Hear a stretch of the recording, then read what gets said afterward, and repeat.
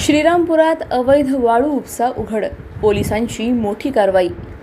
प्रवरा नदीत अवैध वाळू उपसा सुरूच, श्रीरामपुरात गुन्हे शाखेचा मोठा छापा, 4,20,000 रुपयांचा मुद्देमाल जप्त। अहिल्यानगर जिल्ह्यातील श्रीरामपूर तालुक्यात पुन्हा एकदा अवैध वाळू उपशावर स्थानिक गुन्हे शाखेने मोठी कारवाई केली आहे।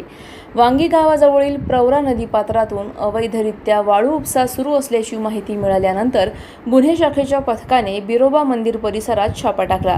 यावेळी टाटा टेम्पोमध्ये वाळू भरताना 2 जण आढळून आले। पोलिसांना पाहताच एक आरोपी फरार झाला, तर गोविंद काळू पवार या आरोपीला पोलिसांनी ताब्यात घेतले।